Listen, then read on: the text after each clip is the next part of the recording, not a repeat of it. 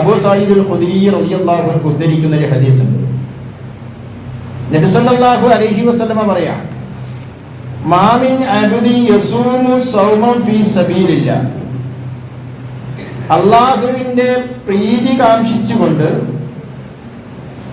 അവന്റെ മാർഗത്തിൽ അവന്റെ അടുക്കലുള്ള പ്രതിഫലം മാത്രം പ്രതീക്ഷിച്ചുകൊണ്ട് ഒരാൾ നോമ്പനുഷ്ഠിച്ചാൽ ഇല്ലാ ബാദല്ലാഹു ബിദാലിക്കൽ യൗം വജ്ഹഹു അനിന്നാരി 70 ഹരീഫ. ഒരു നോമ്പിന്റെ പ്രതിഫലമാണ് പറയുന്നത്.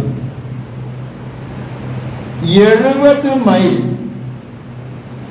അകലം നരകവുമായി അയാള് അല്ലാഹു തആല മാറ്റി നിർത്തുമെന്നാണ്. നരകവും ഈ മനുഷ്യനുമായിക്കൊണ്ട് ഒരു ദിവസത്തെ നോമ്പിന്റെ പ്രതിഫലമായിട്ട് അല്ലാഹു തആല അകറ്റി നിർത്തുന്നത് നരകത്തിൽ നിന്ന് 70 മൈല്.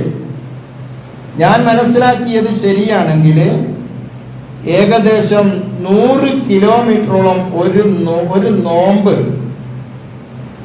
ആ നോമ്പ് കൊണ്ട് നരകവുമായി അല്ലാഹു തആല ഈ മനുഷ്യനെ അങ്ങോട്ട് അകറ്റുകയാണ്. അപ്പൊ ഒരു 30 നോമ്പിൻ്റെത് നിങ്ങൾ ആലോചിച്ച് നോക്കും. നോമ്പ് പടച്ചോൻ പറഞ്ഞതുപോലെയുള്ള നോമ്പാണെങ്കിൽ 30 നോമ്പ് കൊണ്ട് 3000 കിലോമീറ്റർ നരകവുമായി അല്ലാഹു തആല മനുഷ്യനെ അകറ്റി നിർത്തുമെന്ന് പറയുമ്പോൾ വല്ലാത്തൊരു ഭാഗ്യമാണത്, വല്ലാത്തൊരു നേട്ടമാണത്, വല്ലാത്തൊരു ഓഫറാണത്.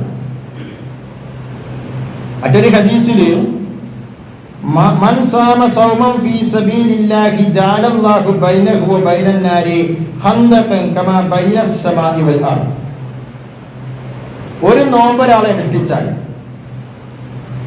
അല്ലാഹു തആല ആ നോമ്പിന്റെ പ്രതിഫലമായിട്ട് ആകാശത്തിന്റെയും ഭൂമിയുടെയും ഇടയിൽ എത്ര അകലമുണ്ടോ അത്രയും അകലം നരകവുമായി ആ മനുഷ്യനെ അല്ലാഹു തആല അകറ്റുമെന്ന് റസൂലുള്ളാഹി സ്വല്ലല്ലാഹു അലൈഹി വസല്ലമ പറയുന്നുണ്ട്. മറ്റൊരു ഹദീസ് നമുക്ക് ഇങ്ങനെ വായിക്കാം, ഇദാ ജാഅ റമളാനു ഫുതിഹത് അബ്വാബുൽ ജന്ന വ ഉൽഖത് അബ്വാബുൻ നാർ.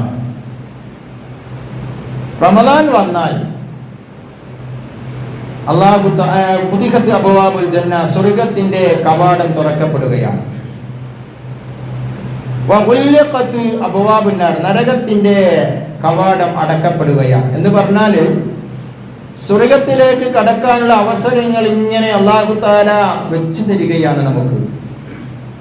നരകത്തിലേക്ക് പോകാതിരിക്കാനുള്ള ഒരുപാട് അവസരങ്ങൾ ഉണ്ടാക്കി തരികയാണ്. ഉപയോഗപ്പെടുത്തണം എന്ന് മാത്രം.